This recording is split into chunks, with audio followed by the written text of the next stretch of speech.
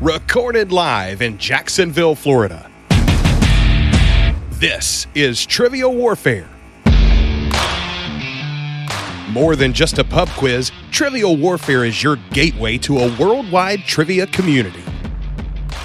Join your hosts, Jonathan. We just described Ric Flair as Neanderthal Man and Planet of the Apes. Chris. Yo, we going down to Sesame Street. That's your impression of hardcore rap? Carmela. That would irritate the hell out. I'm like, I just want my groceries. My ice cream is melting. Ben.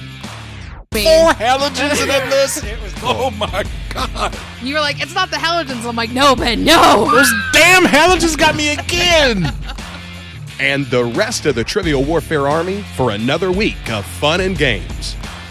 Now here's your host, Jonathan Oakes. Hello and welcome back to another episode of Trivial Warfare. We are the podcast that takes the pub quiz out of the pub and brings it home to you.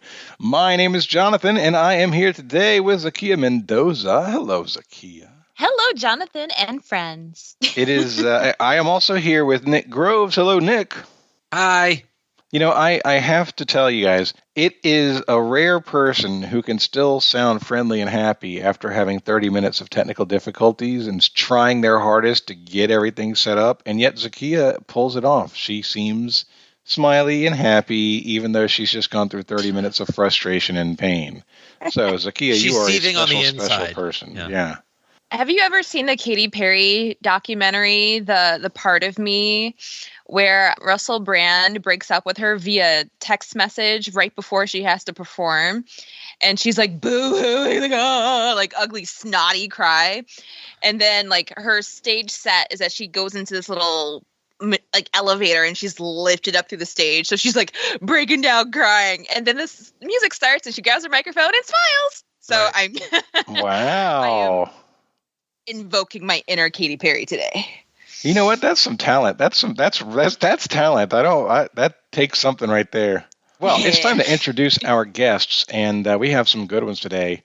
F'n Gary Middleton is with us today. Hey, Gary. Hey, how's it going? Inside joke for about 20 people or so. And Nick Weingartner. 2 initials. It's F'n Gary Middleton. F'n Gary Middleton. Apparently, I've earned that for what seemed to be a good reason. A lot of success in our little poker group, but we all hate you, Gary. And Nick Weingartner is with us today. Hey, Nick. That's a good thing. Hey, the lesser Nick is in the house. Oh, he is here, but you're here too. I was going to say, I love the fact that other people just sublimate themselves under me. That's perfect. It's disgusting. You are the almighty of the DC trivia scene. Oh, he's one of those people. Okay, well, let's get to know you guys a little bit better.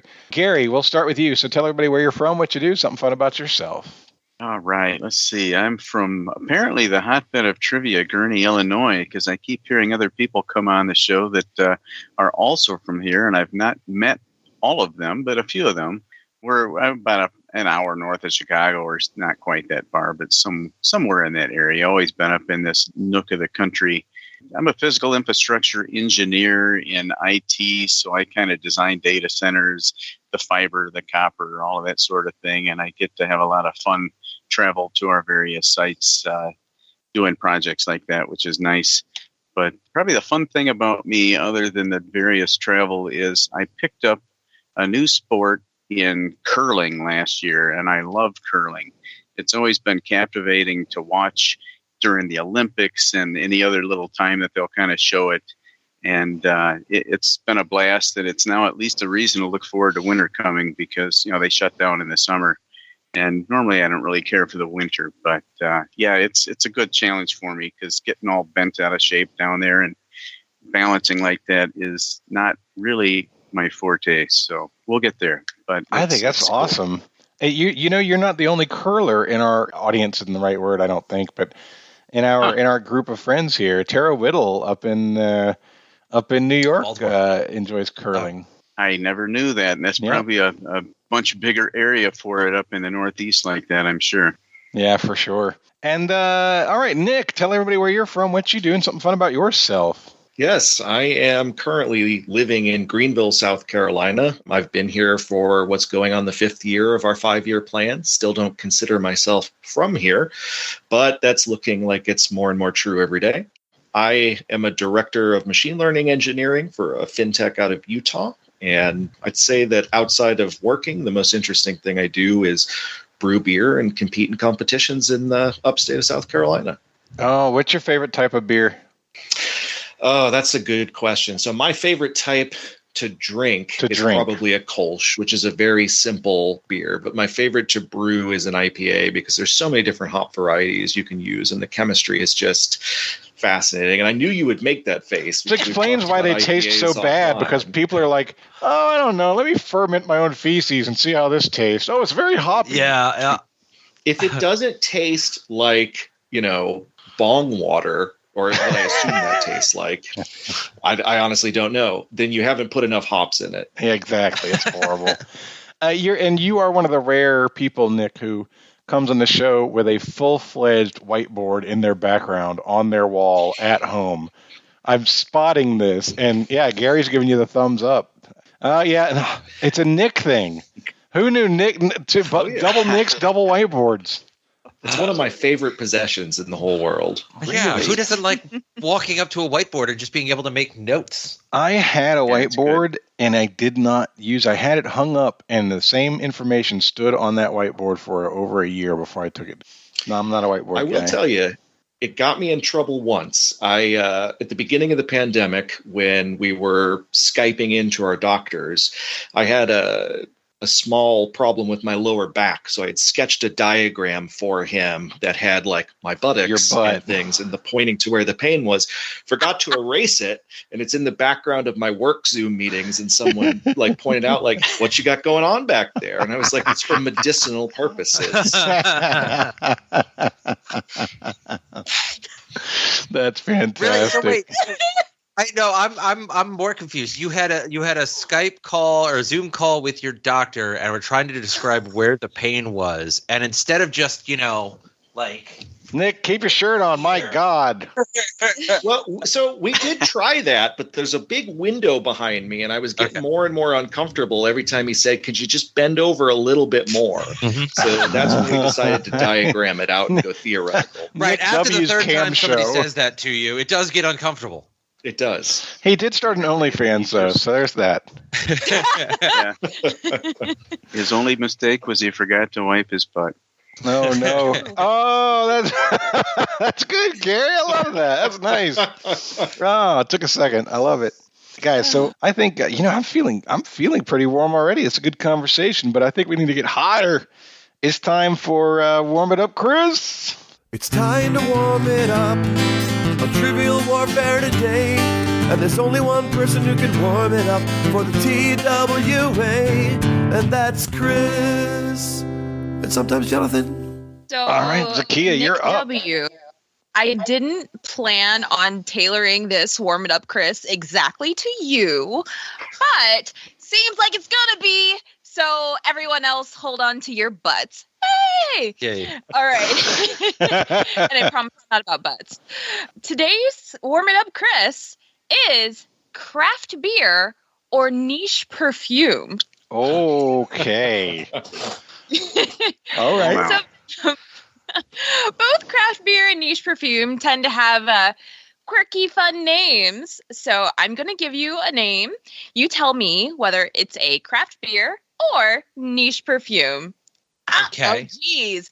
Gary, you're in on this. Nick, Jonathan, you guys have any craft beer or niche perfume knowledge? No. I do trivia at a brewery here in DC, so I've got that one on lockdown. If you use it, so hit me. And I try not to drink any niche perfume. Let's start with Gary. Yours is Soft Parade. Soft Parade. I don't like that as a perfume, so we're calling that a beer. It is indeed a beer from Shorts Brewery. Nick G, you have Moon Carnival. Moon Carnival. It sounds like a celebrity's child I'm gonna name. say Sound like the whiteboard story. right. I think you're trying to throw me off with the Blue Moon reference. I'm gonna go perfume. It is a perfume. Nice job. And I wasn't trying to throw you off with Blue Moon, but Oh. hey, there you go. Take the credit. Next, we've got Nick W. You have 4 phantoms. That sounds like it would be a beer, so I will say a beer. It is indeed a beer. Jonathan, you have Brooks. I don't have Brooks. That sounds like I need to see a doctor about that. How does it spelled? Brux? Mm-hmm. Really? Oh, I'll go niche perfume then.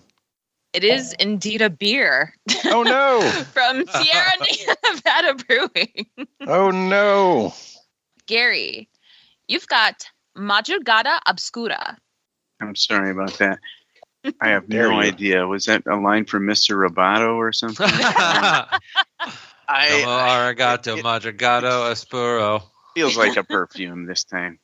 It is a beer from Jolly Pumpkin Brewery. Mm. You can tell that because Nick has no poker face whatsoever.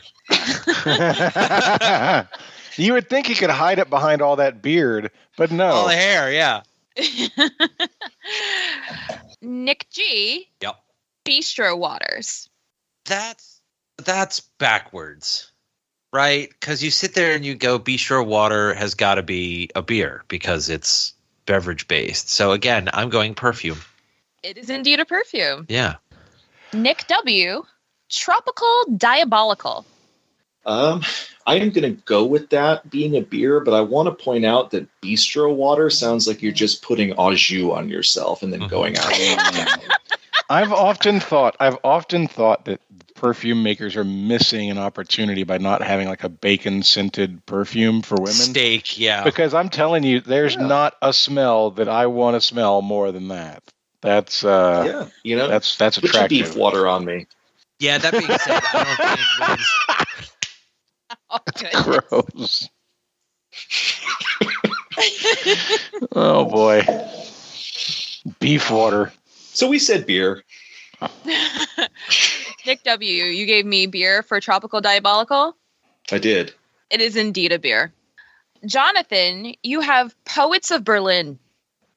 We've had more beer than perfume, but Berlin. I gotta go beer. It's a perfume. I suck at this. I suck at this so much. Honestly, Zahkia is by far my favorite regular host of this show. She gets so excited when her questions pan out exactly like she hoped they would.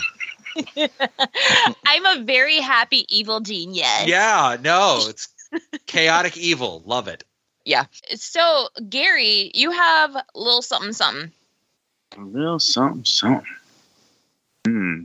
I want that to be a beer, so I'm going to say beer. It is a beer. You can find it at Lagunitas Brewing Company in Chicago. California. Oh. Nick G, you have Amber Absolutely.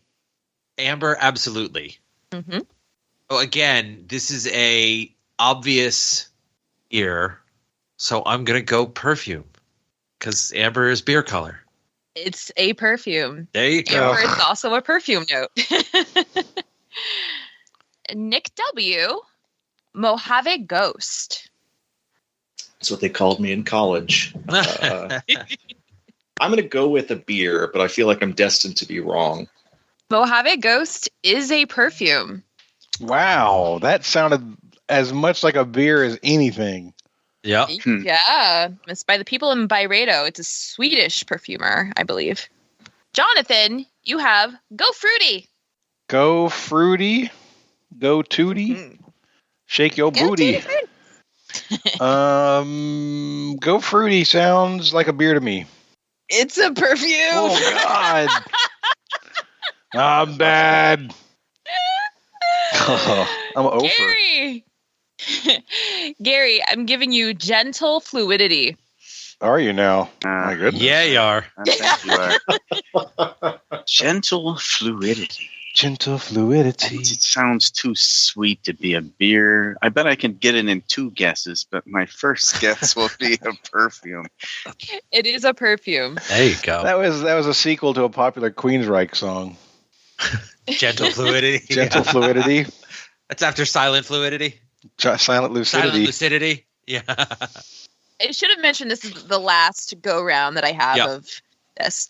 So I have one more shot. I have one more shot not to be over. No. I think you're done, aren't you? No, or did you go last? No. You went last. Okay. No. I've got 3 more, and you're next, Nick. Go for it. Beard of Zeus. The Beard of Zeus is a beer. It is a beer. Nice job. Nick W. Soul Geometry. Soul Geometry? Wait, very important. SOUL or SOLE? Or SOUL. Okay. Soul Geometry. It sounds so ethereal, like putting it on is something that I would do. So I'm going to go perfume. It is a beer. Right. Whereas Soul Geometry, SOLE, sounds like something from Dr. Scholl's. Yes. I was thinking more about the fish. It's the angle that the fish takes before it reaches its prey. Right. All right, Jonathan. All right, I don't think you've gotten one yet. I have not gotten here's the one. last one. You can get it. Jonathan, Midnight Rendezvous. Jesus. I mean, it's screaming perfume and beer at the same time to me. It's just a total 50-50. Midnight Rendezvous says perfume so much that I'm going to go beer. It is a beer! I got one! Right. I'm like Annie Potts in Ghostbusters. So that includes my Warm It Up Chris. Thank you, Zahkia. That was a good one. This is going to be episode number 390, which means this is on the main feed today. If you want more Trivial Warfare to fill your ears, whether it's while you're washing dishes, on a road trip, doing whatever the heck it is that you do, you can get more. Just go to trivialwarfarearmy.com and sign up at the $5 a month level or higher, and you will get access to an absolute ton of old episodes that you can't get anywhere else. That is trivialwarfarearmy.com. And Gary reminded me of something. He was asking about hoodies today. I need to put one in the store. There is a Trivial Warfare Oaks Media Group store out there. It's oaksmediastore.com. In case you want some Trivial Warfare swag, that is where you go to get that. There's one piece of swag that you cannot get there, and that swag is your Everyday Q&A Trivia Calendar for 2023, which is the awesome venture that I have with Katie Sikelski of The Inkling. Katie is vacationing in Scotland right now as we speak. If you want to make her day, go to triviacalendar.com and pick up a whole bunch of copies of the Everyday Q&A Trivia Calendar to give to your friends, to resell them at a higher price. Do whatever. You just just buy all of them. Do whatever you got to do. All right, that's enough of the advertising stuff. It's time to get this thing started. Today's game, it's going to be Nicky Dubs and Jonathan versus F'n Gary and Nick Groves. Zahkia is hosting, and it's time to play the game. Players. Oh, yeah. Y'all know what time it is. This is Mr. Literature himself, cordially inviting you to the game. This is 6 rounds of trivia goodness. 3 questions per round. Every right answer gets you 10 points. In the middle, we'll take a pause for the cause and ask a midpoint question worth up to 20 juicy points. After round 6, you can wager any or all those points you've been building up and take a shot at the final round. It's a series of theme-based questions we call the Gauntlet. It's just that easy, baby. But this game ain't gonna play itself, players. Let's get it on. I'm going to keep these names straight. Jonathan and Nicky Dubs, F'n Gary and Nick G. Yeah. That's what we got. There we go. Round 1, question 1. Your category, international fashion. Often made from silk or cotton, what is the name of the garment worn often by South Asian women that consists of a blouse, a petticoat, and unstitched fabric draped over the body? Yeah, Gary, 100%. We're locked in. Okay. Kimono is the first thing that I think of when I think of anything similar to that, but the blouse underneath kind of threw me. I didn't know that a kimono included a blouse. The only other word that came to my mind was a sari, but I don't think that that's right. I'm not hip to my international fash, but I would be comfortable kimono just because of the silk. And also round one fabric. question wrong. Round one question one. So kimono is going to be the most popular thing that includes an overrobe there. Yeah, and the unstitched fabric could be the tying piece. I guess. I truly don't know, but I kimono would be my best. I would go with that. All right, we'll say kimono. F'n Gary and Nick G. Gary and I think, both got there at exactly the same time. But what I think is truly hysterical is that, I kid you not, about 20 minutes ago, my nanny is in India. She's at a wedding in India right now. And I'll share this with you all in a minute. I need to transfer it over to the right place to get it in the chat here. But 10 minutes ago, she sent me a picture of herself at the wedding wearing a sari. That was absolutely top of mind the instant you mentioned all of that, all of the different pieces and everything. Because I was noting that it had multiple different pieces, like more than I thought it did. So we went with sari. Your correct answer is sari. Yes. So South Asian women is like the indicator here. But yes, saris have like a blouse, a petticoat, and the pleats in the front and the drape over the shoulder. I never honestly is India considered South Asian because it's middle? Yes.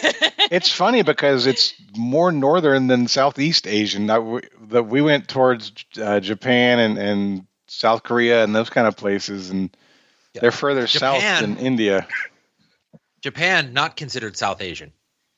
Southeast, I said. Japan is East. Not Southeast Asia. Asian. It's East Asian. It's not South at all. Yeah, Southeast Asia would be Thailand, Vietnam, Cambodia, Indonesia, Laos. Philippines. Fair enough. Laos, I put Japan in the wrong place. Yeah. It's okay. We'll cover. Round 1, question 2, in the category of cool runnings. The last 4 women's Olympic 100-meter races have been won by either Shelley Ann Fraser-Price or Elaine Thompson-Herah, both representing what country? How do you spell the last name of the second one? So Thompson-Herah is THOMPSON hyphen Herah HERAH. Yeah, we're locked in. Okay. Oh, Nick, those are some British sounding names, except for Hera on the end of it there. But Shelley Ann Taylor Price or whatever, Shelley Ann Fraser Price, that is like 4 white European names all smashed into one person's name. It really is. Like, I was trying to see if there was any hint of something Scandinavian on the spelling of Hera, but I agree with you. It seems very traditionally British. A hyphen could be a case of like marriage name, and Hera could be a Middle Eastern or Indian name, which fits with England because you have a lot of Indian folks who have immigrated or who live in London in the area. I don't know the answer by knowing answers, but my guess would be, I don't know if you say the UK or England in this case, but I would guess England. I would go UK and be more broad and see if we have to be more specific just from a strategic perspective. I think those are 2 different things, though. So, like, I wouldn't ask you to be more specific if you said UK. I would just say you were wrong. Okay, then let's go England. Okay. All right, we'll guess England. Gary and Nick. Could you repeat the category one more time for us? Yes, the category is cool ass. runnings. Right. Okay. Yeah. God bless it. So. That was my thought immediately. Is she's being cute with runners and giving us a big clue for Jamaica. Yeah. Also, I remember the last Olympics. They had in the 100-meter sprint, there were 3 or 4 Jamaican women, and they were pretty much guaranteed to fill the entire podium. And then I don't think they did. There was one story, one of them, I can't remember. Shelly Ann Fraser-Price was the one with like the hypercolor hair. Like she had like bright green hair when she was running, and I remember her. And then there was another one that like had just been back from having a kid and was coming back to running. But yeah, we're 99% sure it's Jamaica, especially with the Cool Runnings clue. All right, Nick, remind me never to play against you again, because you knew Cool Runnings and you was like, let me stick the knife in and twist it. Yeah. He's not doing it for his own benefit. He's like, let's remind Jonathan and Nick what the category was so they can feel bad about their answer. Yeah, that's exactly what I was doing. We all noticed 100%. that. Yeah, but you are correct. The answer is Jamaica. And yes, Shelly Ann Fraser-Price is the one with the hyper-colored hair. The fastest sprinters in the world usually are from the U.S. or Jamaica. And you can, like, the hyphenate names does feel very British, but Jamaica is a Commonwealth country. That also makes sense. Right. But one thing I notice when I'm watching track and field events is that Jamaican women love to hyphenate the name. You got Shelly Ann Fraser-Price. You got Elaine Thompson here. Is she Jamaican? I think she was by birth. She was American competing, but by birth. Yeah, there's Sonia Richards-Ross, who is Jamaican by ethnicity and American, and Veronica Campbell-Brown. Like, if it's a hyphenate, it's a hint that it's Jamaica when I'm watching. So, I was wrong. Born and raised in Illinois, so she was not. But that's the sprinter connection that I messed up with the hyphen. Illinois, the Jamaica of the U.S. That's right. That's as I've always heard. That's right. That's why Gary is so fast. Oh yeah, lightning. Round 1, question 3. In the category, they're not all just male. We're all familiar with boomers, Gen X, millennials, and Gen Z. But what is the name of the current demographic cohort whose births start in 2010? All right, we're going to go ahead and lock in. I was in the middle of typing this. The male comment makes me think. So all of the ones she listed, boomers started with, the World War II, the end of World War II, and then all the way up through Generation X and millennials. And then after millennials, Gary, is Xennials, right? That kind of rings a bell. I'm not sure if that's the current or not, but I was just trying to make sense of the category, if there was a hint in there. And maybe there's some sort of Latin thing that I'm not aware of or something going on. But they're not all just male. So what words go with male? Mailman, mailbox. No, wrong kind of mail. Male. Xennial might. I mean, the root for that might have something to do with male, or female. I suppose if it's not all just male. I'm not sure. I don't know the root, but it's got to have something in there. I'd be fine with it. I don't know any other good option here. So the problem is Xennials are in their like late teens, early 20s now. Oh, okay. Right. So there's got to be something after. And this started in 2010. Male. I can only think of MALE. So Zahkia definitely uses the category. So it has something to do with male. You should get her to spell it. Maybe it's a mailman. Oh, that's true. MAIL. You're already locked in, so you can't spell it. Yeah, not all just male. It's something to do with female, then, I would have to think. Or it makes you think that. No, because it's all right. So let's think about this. They're not just male, which means Gen X, Gen Y. Was that the examples? Is XY? Is that a male chromosome? I think it's XY Xennial. Is it possibly there's if I don't know my chromosome things, but XY, if that's male, is it there a XX or whatever a female one is? Mailman, mailbox, mail, fence, file, alpha male. Alpha goes with male. Alpha male, beta male. Does maybe after Gen X, Y, and Z they started over at with alpha. I don't.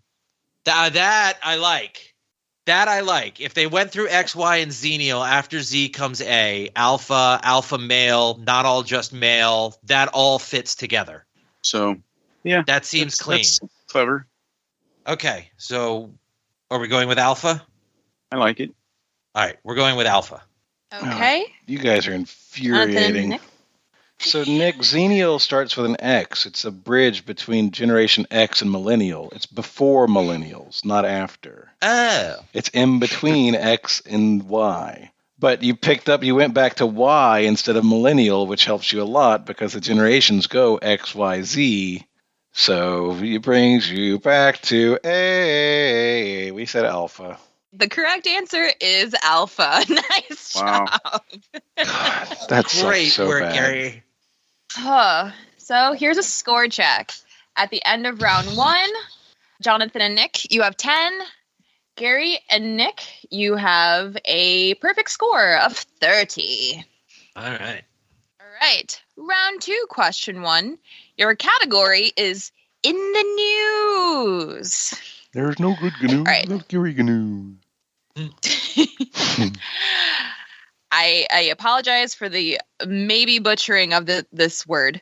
So, Aotearoa, I think I said that right, which translates to long bright cloud or long bright world, is the indigenous name for what country? Can you spell the name? I can indeed. Aotearoa. Is that their letter a T as in Tom or a P as in Paul? T as in Tom. Thank you. AOT. Nick, if you're confident in that, we can lock in. Yeah, I mean, I feel like I've heard it a lot lately, so if you're comfortable, we can go ahead and lock in. Yeah, I trust you. Okay, locked in. You locked in before Gary and I really could send any messages. I didn't have a thought to send on this. No idea. All right, great. So we got a bright world. Be sure to put a timer on them, Zahkia. So we have a This 1 is in the- 213 chance. This is a former name of a country. Is that what I heard? No, it's like the indigenous name. It's the Oh. what they call themselves kind of thing. Got it. So let's take that piece. What countries have indigenous peoples? What countries are known for indigenous? I mean, all countries, I guess, have indigenous peoples. I guess. I mean, South America's got an awful lot of stuff going on.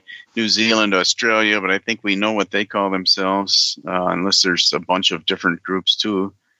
Well, Australia is a good answer because that's one of the. So when I think indigenous peoples, and this may be a commentary on me more than anything else, when I think indigenous peoples, I think United States, I think Canada, I think Australia. Okay. The Maori are more New Zealand, so Australia has the Aboriginals is the only term I've ever heard. Right. Do they have more than one group, and the Aboriginals are just one little I think portion, no. maybe? I think the I don't know. I don't know enough about the indigenous peoples of the Southern Hemisphere. Yeah. Why would I know that? Aotearoa. I don't think that's going to help.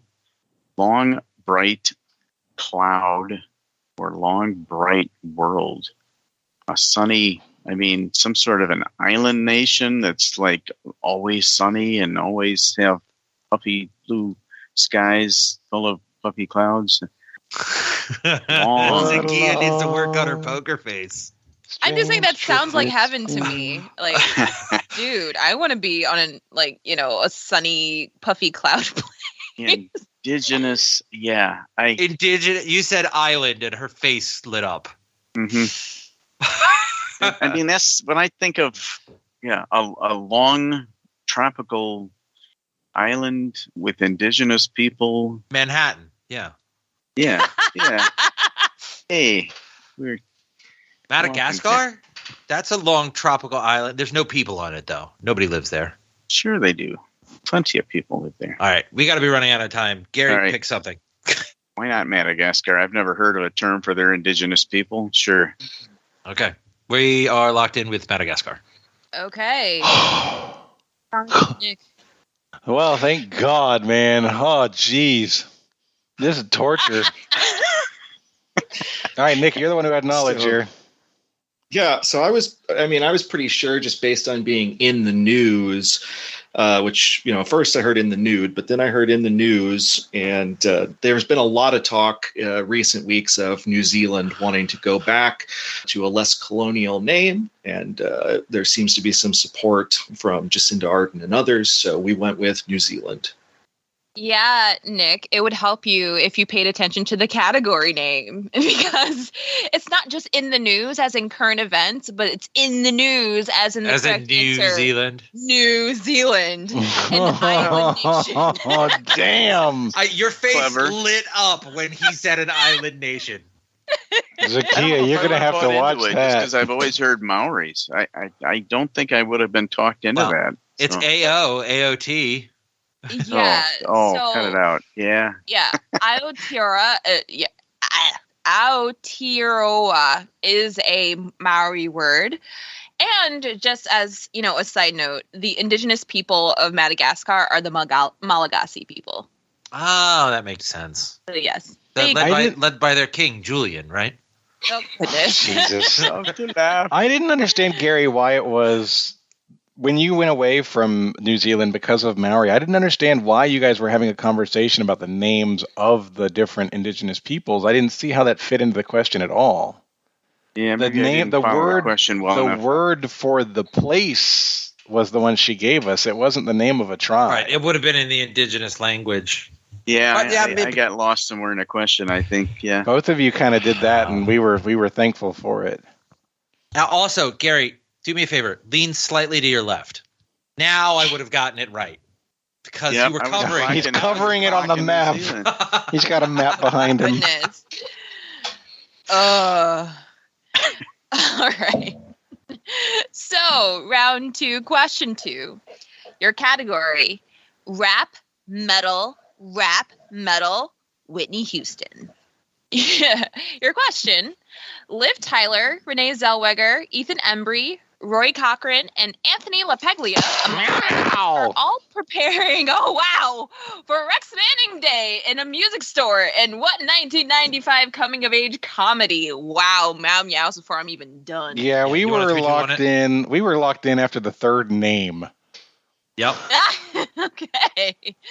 Want a 3, 2 on it? Sure. Yeah, I can. Gary, do you know this, or are you just going to trust me? I trust you. Movies are a big black hole for me. Okay. Right. 3, 2, 1. Empire Records. Empire Records is the correct answer. Yeah. Once you guys say Liv Tyler and Renee Zellweger in the same movie, it's like this is narrowed down to 1. Yes. Even if they've done something else together, it's still 1. Yeah. Yeah. Round 2, question 3. Your category is Delicioso. El Charro Restaurant in Tucson, Arizona is the oldest continuously open Mexican restaurant in the United States. It's also one of the rumored birthplaces of what deep-fried food? Yeah, we both ended up in the same thought process there. Yeah, is that deep fried? Yeah. Okay, then we're locked in. I mean, the first 2 things that jump out to me as fried and Mexican food is churros, but then chimichangas.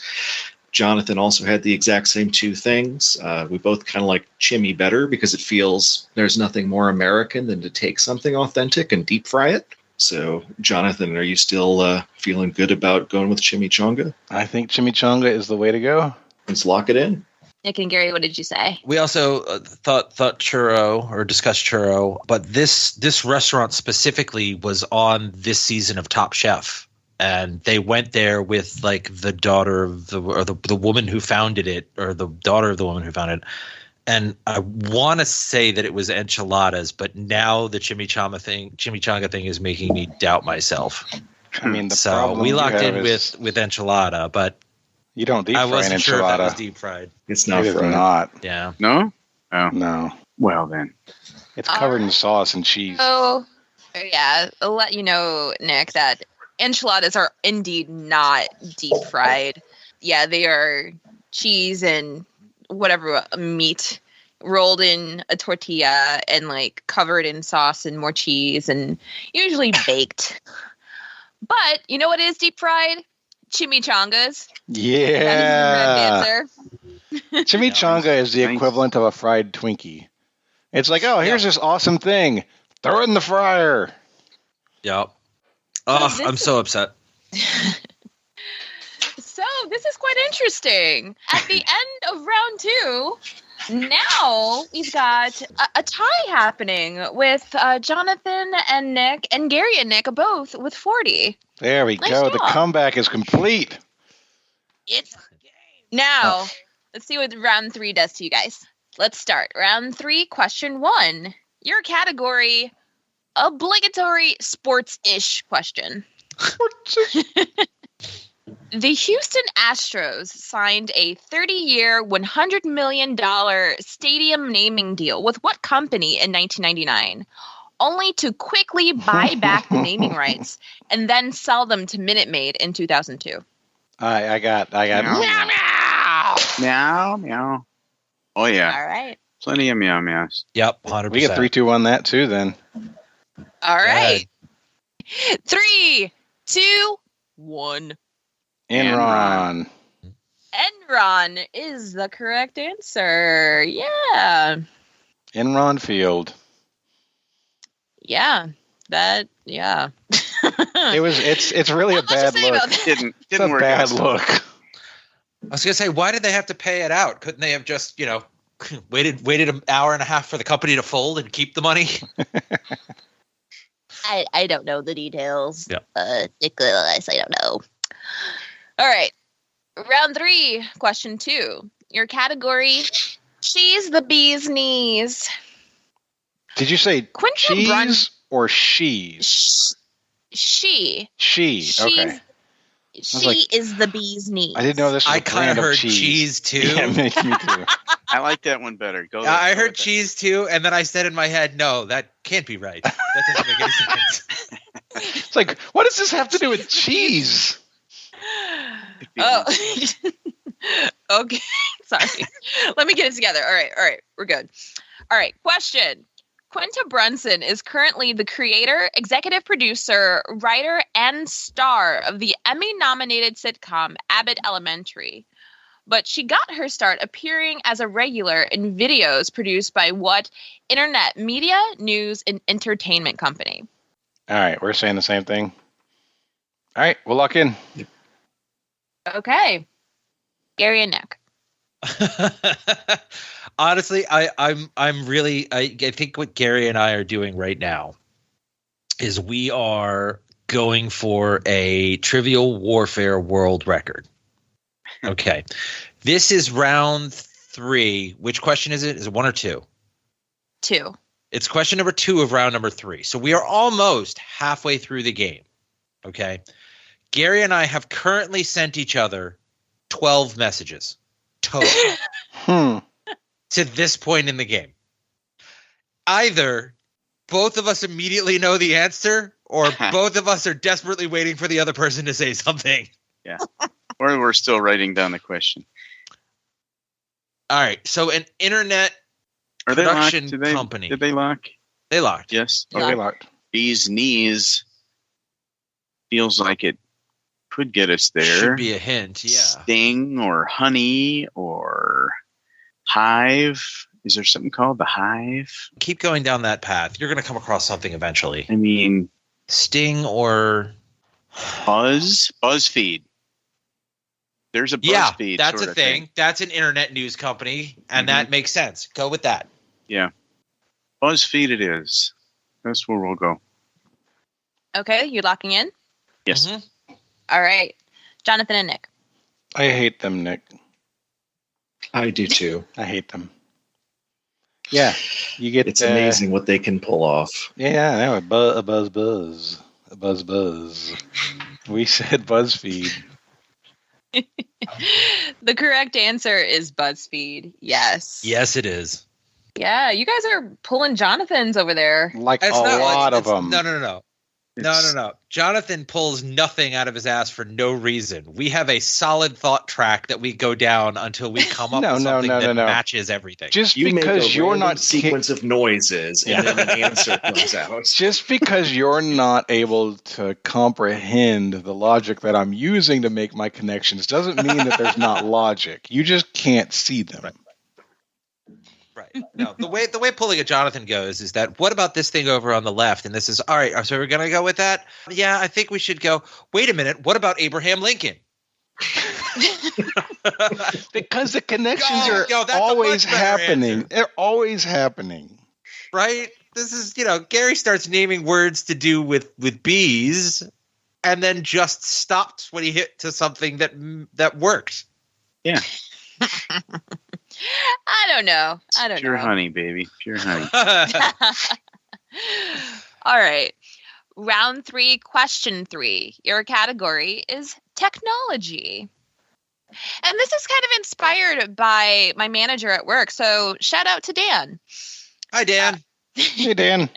Brothers Thomas Knoll, a software engineer, and John Knoll, a visual effects designer, ended up working together to develop what software after Thomas struggled to transform an image from color to grayscale on his Mac. Could you spell Knoll? Yeah, Knoll is Knoll. Yeah, I know the name of their company, but she's asking for the software, which that answer means is the obvious choice. Yes. Yeah, both of us. Yeah. Okay, we're locked in. Okay. Yeah. Okay. Comfortable. So, Nick, I agree. Photoshop is the first thing you think of when it comes to picture editing, but that's Adobe, and I don't get the sense that the Knoll brothers were the founders of Adobe. It's been around for quite a while, and it doesn't feel right. You know what I mean? Okay. I mean, if it does to you, let me know, but for some reason, I'm software engineer, and what was the other job title, Zahkia? Design? Yeah. A visual effects designer. Visual effects designer. It's that part that hooked me in, though. Yeah. It's like that notion of introducing visual effects to the base user. But this feels like filters of some sort. So Photoshop is a robust industry standard kind of thing. This sounds more like an app.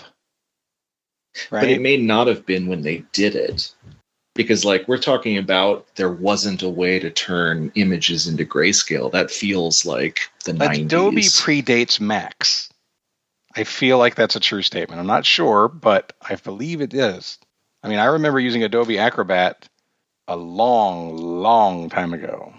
This feels more like something like an Instagram or not Instagram, but something like a tool that you used for that, Yeah. I mean, I would agree with that. I just don't know that, it feels like it would have been a while ago and not something recent. There's a freeware item called GIMP that is essentially Photoshop. I don't know if that matters. The Knoll brothers. It seems like there should be something in the name. She specifically gave us their names. What are their first names again? Thomas and John. Thomas, Tom, John, Tom, JTK, TJK. I can concede your logic train to you for sure. I just don't know that I have a better answer. And then Nick and Gary, thinking that it was obvious, also wants to pull me into some direction that's less gimpy. Yeah. He says as Nick looks at the GIMP logo on his desktop as the exclusive. Hush, you're using our time. Everything I'm thinking of is more social media than just video editing. Everybody just uses Gallery and Google Photos and all of that to do their quick editing now. I hate it. But I don't have a good answer for it. So if you want to go Photoshop, you can go Photoshop. I mean, beer's on me when it's probably wrong, but I don't have anything else. All right. Let's do it. We'll say Photoshop. All right. So, Nick and Gary, what did you say? So the Knoll brothers absolutely founded Adobe as a company. Thank God. Then the product that makes sense given the question would be Photoshop. So yeah, I was 100% on the company. It was just which of their products, and then given the context, it had to be Photoshop. Yeah, I was totally waiting for them to jump out and say Abraham Lincoln there too. Right. It's funny. Adobe is directly a mile across the highway in Draper from the company that I work for outside of Salt Lake. But yeah, I use GIMP exclusively because it's free.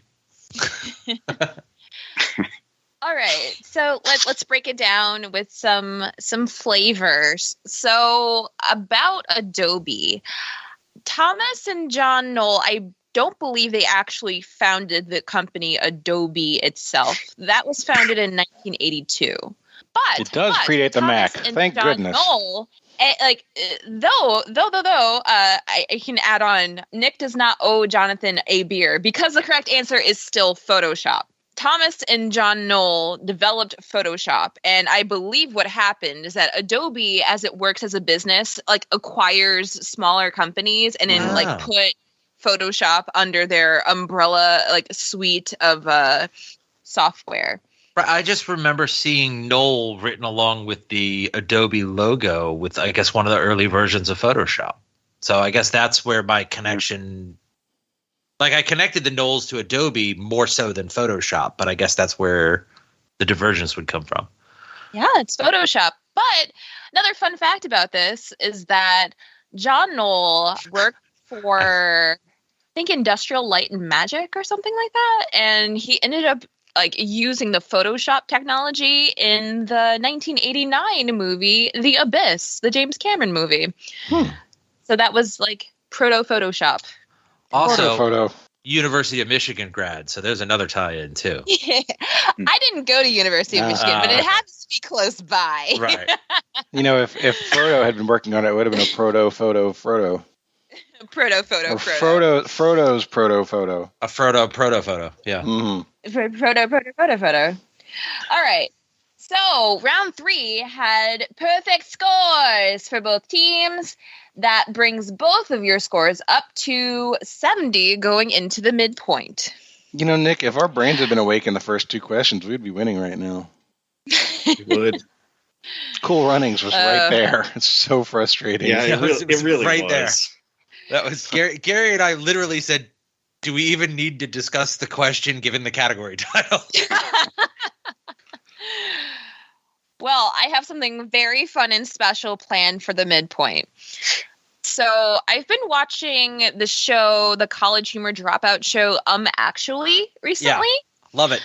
So this midpoint is kind of in honor of Actually. I'm going to give you a statement, and you pick out the 4 things in the statement that are wrong for 5 points each. Oh my God, that is Love cool. It. Absolutely love it. That is cool. Okay. It's going to be so much fun. So your category is Little Stevie Wonder's Box of Lies. Okay. Jonathan, is it me, or are there so many duplicate references from the previous episode? A lot of tie-ins with the previous game, yes. That's the 4th or 5th tie-in to the last game. Oh, Sure is. weird. Yeah. Oh, got some psychic connections going on. Yeah. Okay. So, the question. Stevie Wonder was a 16-year-old musical phenomenon when the song Fingertips Part 1 was recorded live at a concert in Chicago. When it was released in the summer of 1963, it was the first live single to rise to the #1 spot in the Billboard chart and the first #1 hit for the Motown label. Fingertips showcased Stevie Wonder's musical proficiency with harmonica and piano solos and featured soon-to-be famous Motown artist Marvin Gaye on drums. Okay, we'll walk in. All right. Actually, he wasn't 16 years old. He was younger than that. I think he was 12 or 13. So the 16 is a wrong number. Actually, I'm pretty sure it wasn't 1963 because if he was 13 years old, the math is wrong on that. So it would have been a different year. Actually, Gary and I thought that it was way too late. The 60s was way too late for Motown's first #1 hit. They definitely had to have one before then. No, they didn't. And then finally, Marvin Gaye on drums seems wrong. Like, that should be a different instrument. So those were the 4. His age, the release date, year, the first #1 hit for Motown, and Marvin Gaye on drums are the 4 things we singled out. Yep. All right. Jonathan and Nick, what did you have? I feel like you're crazy about that being too late for Motown's first #1 hit. They were Motown was founded in 1959, and they didn't start with a #1 hit. So I I think that statement may be incorrect, but I don't think that 63 is right either. So we said the age is wrong. He's younger than that. Agreed. I think the name of the song is Fingertips Part 2. So we said Fingertips Part 1 is incorrect. We said that it was released in a different year, not summer of 63. And we said that it was not the first number one hit for Motown. I think the first number one hit for Motown was a Smokey Robinson song. I feel like I've heard that. I'm not 100% sure about that, but I'm leaning towards that. So those were our 4. Time to reveal. So, and no, I'm actually required, but thank you. I'm just trying to play the part. Yeah. So Stevie Wonder was indeed 12 years old when he recorded Fingertips Part 2. It's not Fingertips Part 1. Nice catch there. It was released in the summer of 1963, but it wasn't Motown's first number one hit. That was 1961 with Please, Mr. Postman. Oh, that's right. Yeah. That being said, it did feature Marvin Gaye on drums. He was the drummer on Fingertips Part 2, but the song featured Stevie Wonder playing harmonica and bongos, not piano. Oh, he didn't play piano. Almost went with that. That's so tricky. Yep, Gary, you threw that out there, and I went, no, he's absolutely a piano player. So I'm sorry I poo-pooed your answer on that. he plays the piano, but it's the bongos in Fingertips Part 2. I was arguing against the Marvin Gaye bit being the right choice because it was like, that is just too obviously put in there as this is impossible. There's no way this is true. Okay, that's definitely true then. It's way too wrong to be wrong. It has to be right. Yeah, exactly. And I didn't like the very last statement being a false one either, honestly, but we rolled with it. Yep. All right. Very cool. At the end of the midpoint, it's very close. Jonathan and Nick, you have 85. Gary and Nick, you have 80. Oh, the tide has turned. All right, that is the end of the first half. And now it's time for a word from our sponsor, BetterHelp. Something that happens to people, especially smart people, is sometimes we get caught wrapping our minds around problems instead of focusing on solutions. You know what I mean? Like, we see all the different parts of the problems and all the different reasons why this doesn't work, that doesn't work, etc. And sometimes we just need to refocus. We just need somebody to listen to us and hear us walk through the steps and then refocus us towards what can we do? What is the next step? And just kind of shift our thinking a little bit into problem-solving mode when we have challenges, when we have things going on that just feel insurmountable. Sometimes it's just that little nudge that points us in the right direction. And when you start thinking in those terms, when you start finding your own solutions, when you start taking that step in a different direction, it can feel amazing. And a great way to get that nudge is through therapy. BetterHelp is a great option for getting that kind of therapy. It's convenient, it's affordable, you're doing it online, you're getting connected to a therapist and matching within 48 hours. And if it's not the right fit for you, that's not necessarily BetterHelp. That might just be that therapist. So you can change therapists. You can change therapists again and again until you find the right one. And once you find the right one, you can really start driving in the right direction. I had somebody ask me this week, they said, "Hey, Jonathan, I know you advertise for BetterHelp, but do you really think it works? Are they good?" My answer is yes. Yes, BetterHelp has made a difference in my life. My relationship with my therapist has been so helpful to me this year and in the past. And I am a full-on paying customer because I really do value this service. So you can be like me and lots of other people out there and sign up for BetterHelp today.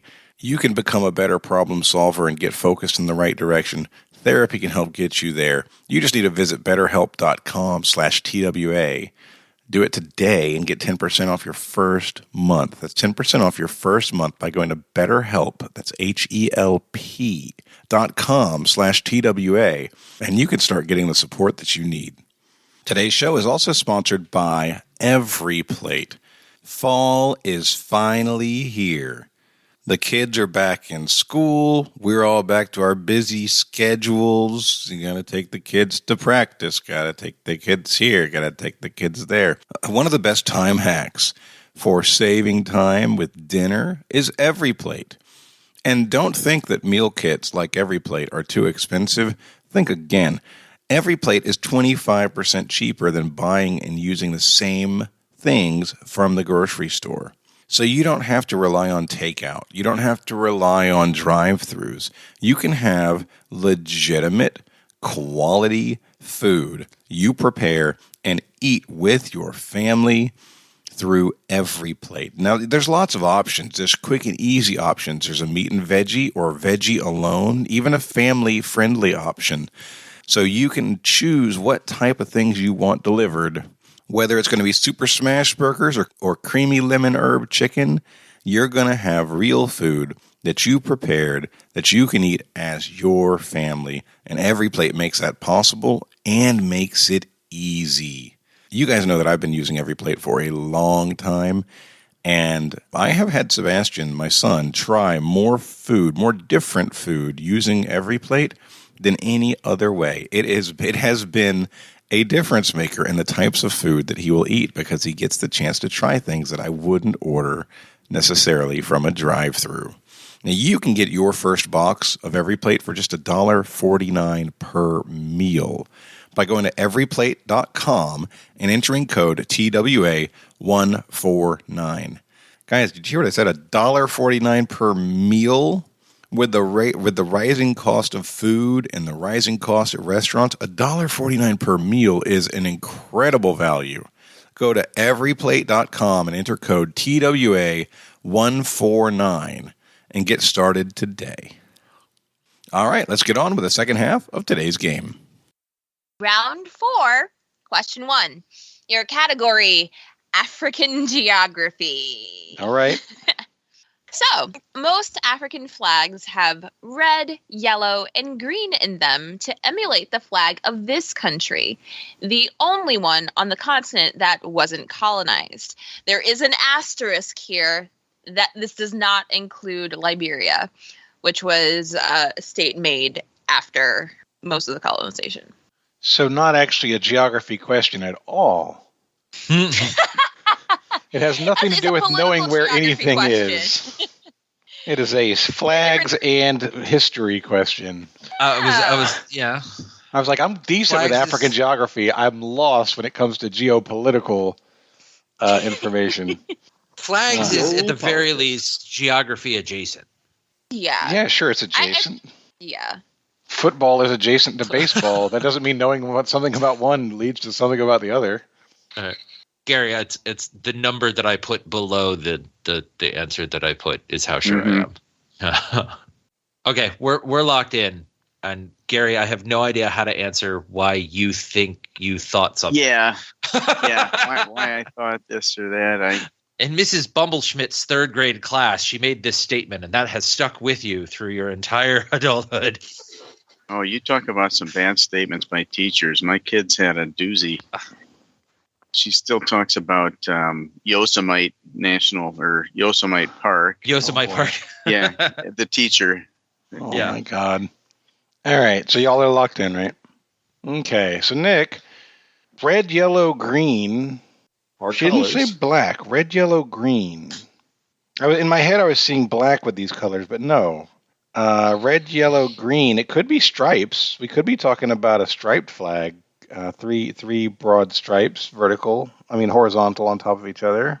Red, yellow, green. I almost feel like if there's not stripes, you'd almost have to have, and I don't know why I think this, but like a white background to put a symbol on or another color in there. Yeah, you have for sure. Like Mozambique, I think, is the one that has the machine gun on it.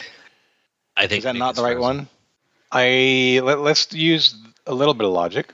It's not gonna be a coastal country, most likely.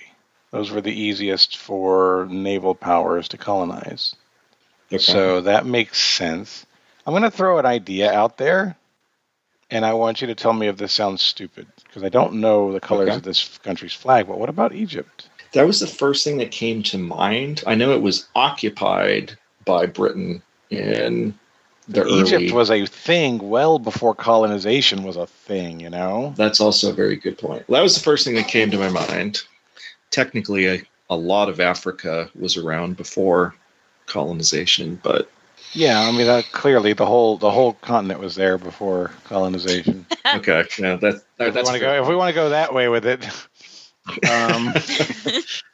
But I'm thinking of powerful countries or powerful empires, and you do have. Now that I say that, I mean, you do have the Mali Empire and a few others in that direction. I wish I knew what Egypt's flag looked like. I just feel like it has a bird or a symbol on it. Really? And some white. I mean, I have no idea why. I mean, when it comes to geography, I'm not bright. So I'd go Egypt. I mean, I don't have anything. Like, Egypt has been invaded.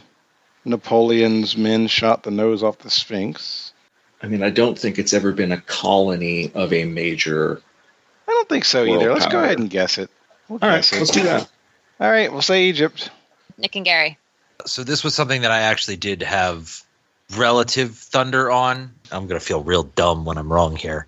I'm 99% sure that Ethiopia sent troops to fight during the Crusades with the Crusaders, and there was this weird gentleman's agreement that we won't colonize you because you supported us during the Crusades. So I remember hearing that story. I remember it being about Ethiopia, so we went with Ethiopia. I was given a correct answer. The correct answer is Ethiopia. Yeah. Okay. With Egypt, regards to a colonization, like they had British occupation, and I think they considered their occupation a colonization because they actually lost land because of it. I thought colonizing meant something colonizer different, is though. the British. I thought colonization meant something specific. Yeah, it probably does. But in this case, like, this is a country that I feel hasn't been occupied by... Occupation and colonization, I think, are two totally different things. They are. I don't think Egypt's flag even is those colors. I think they have black, red, and white, the flag pins it down for sure. So colonization is defined. Flag is different. Colonization is defined as the action or process of settling among and establishing control over the indigenous people of an area. I mean, it's weird. All right, yeah. Sorry about that. Round 4, question 2. Your category is behind the scenes. Though it also shot in Croatia, Malta, Spain, Morocco, and Iceland, a large portion of the principal photography on Game of Thrones took place in a studio in what European city? Okay, we're locked in. Okay. I'm not a Game of Thrones person, and for me, the best I can get to is, hey, what's a famous city in Europe that is well known for having lots of things filmed there? That's the closest piece of logic I can offer. Like, I was trying to reverse engineer all the locales. So, the north is Iceland, but things like that don't make any sense. I know they do film a lot of movies in London. There are some big studios there. Paying attention to the filming of the show was not top of mind. I was busy being disappointed by it in other ways. So it's fair. It really is. Seasons 5 and on are terrible, but I don't know. I don't have anything other than London is where a lot of shows and movies are filmed in Europe. All right, we can go London. So I don't know for sure whether or not this is accurate, but my buddy Brian is the head writer and executive producer for Game of Thrones, and he lived in Belfast during the entirety of the filming. So we went with Belfast. Okay. So, I will say I threw out the different places just so, Nick W., you could do what you did.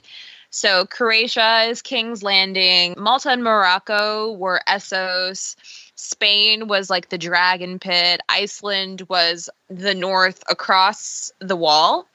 But the rest of the photography took place in Belfast in Northern Ireland. Yes. Thanks, Brian. Look at me and my movie friends and TV friends. So, Nick, is this like is his last name Cogman or something? Yeah, Brian Cogman. Yeah. Oh my God, that guy's like a celebrity in my heart. Yeah, no, he's awesome. I love Brian.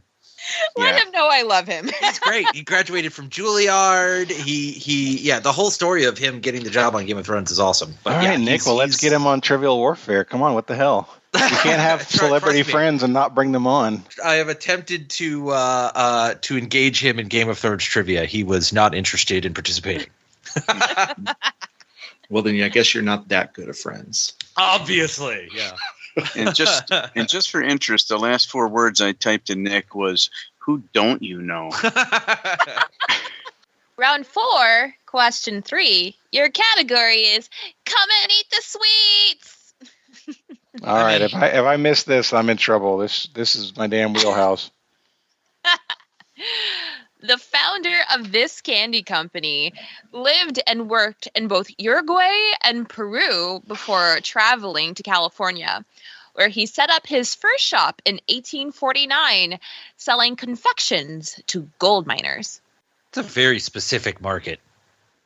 Very. Uruguay and where? Chile? Peru. Peru? Same thing. Like it was going to help me. Right. It's the Incas versus the Allende's. It's the same. I think I taped that series. Don't spoil it. Has to be a time travel series. Look, I took a few pieces of information I knew about those countries. That's about all I know about them. Okay, yeah, that's great. Let's do that. We'll lock in. Let's do it.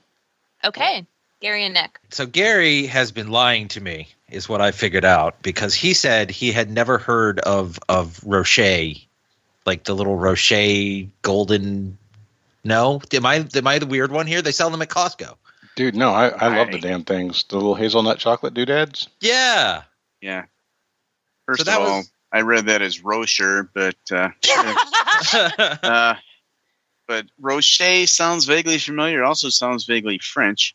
It does. The only way I was thinking was that those they look like little golden nuggets, and she mentioned gold miners as a specific market to sell to. Yeah, I don't know. I was trying to think more of a Spanish sounding confession company, which wasn't getting there anyway. So lived and worked doesn't necessarily mean born, right? He could have been French and lived and worked in South America. I suppose that's not out of the question. I mean, I don't have a good answer here. I don't. I have no idea where I would land if we didn't land on the one you've come up with, and you've come up with a lot of good answers so far. So name other Toblerone. Is that a person? Well, that's very European. I can't imagine they started in California, basically. California based. I'm just trying to think of any candy company. I keep thinking of like you can think of lots of candy companies with taffy names. And things like that. If I'm thinking, you're thinking of that kind of candy. All right. I mean, we can think of Hershey and we can think of Mars. We've immediately discarded those, right? Because we know something about the history of those companies. Mm-hmm. So now we're down to the Rochers and the hard candies. Jolly Rancher. Ranchers are out in California. And they're happy. They are. They're Jolly Ranchers. Yeah. They're happy till you can't open your mouth because you're stuck together. I think the Oompa Loompas are native in Uruguay. Oh, God. No, Jamaica. The green. They had flaming green hair. Right, that's a Jamaica thing, right. And they're hyphenated. Oompa-Loompa. That's a fair point. Mm-hmm. So Nestle, maybe Nestle or Nabisco. Those not necessarily candy companies. Yeah, no, it's not Nabisco, I'm sure. Nestle was European, French or something, or right. Belgian. Rocher it's Ferrero Rocher. Well, there's a Ferrero pan candy I've heard of, and I thought they're in Chicago, but whether or not they were out west, I don't know. After all of that, should we just land on your Roche? How do you say it? Rocher? Rocher. I Ferrero really Rocher.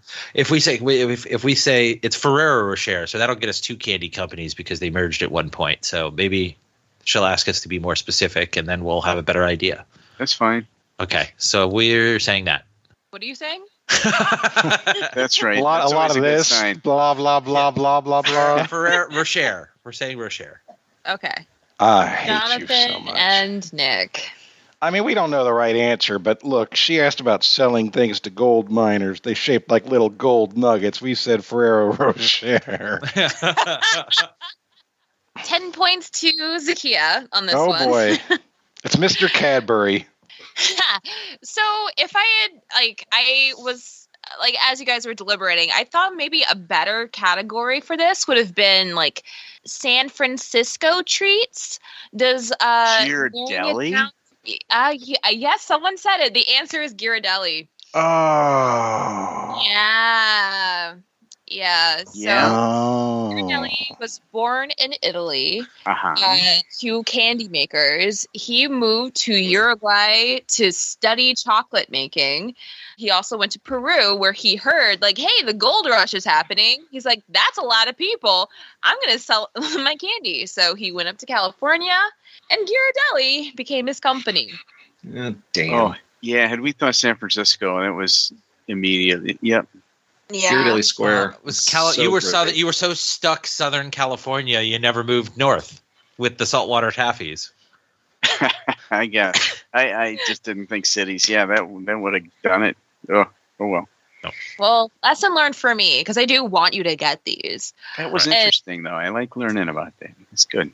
Yeah. And also, side note, Ferrero is the name of the company. Rocher, I believe, is just the name of the little gold nuggets. Really? Yeah. Ferrero is an Italian candy maker. That's ironic because I was thinking, it would have been a good clue if you'd have said, what Italian candy maker, blah, blah, blah.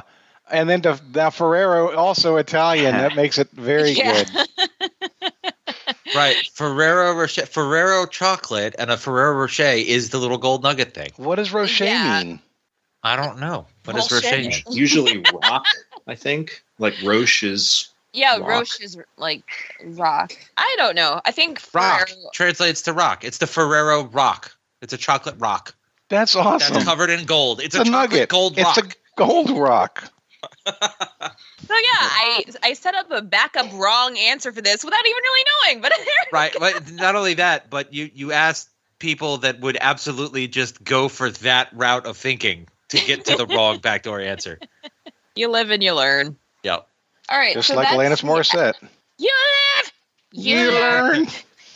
Love that song. So at the end of round 5, we've got Jonathan and Nick still with 85. Oh, no, wait. Well, time out. We haven't gotten a question right since the midpoint. We've missed 6 in a row. Oh, sorry. It's round 4. My Oh, sorry. God. I was gonna say, it's not- I was- It's like, holy Right. crap, we're doing way worse than it feels. Oh, goodness. My sorry, friends. This is round You'll feel 4. that bad 3 questions from now, but for now, you get a Hey. You watch yourself, I mister. said 5. I meant 4. I've got 4s everywhere.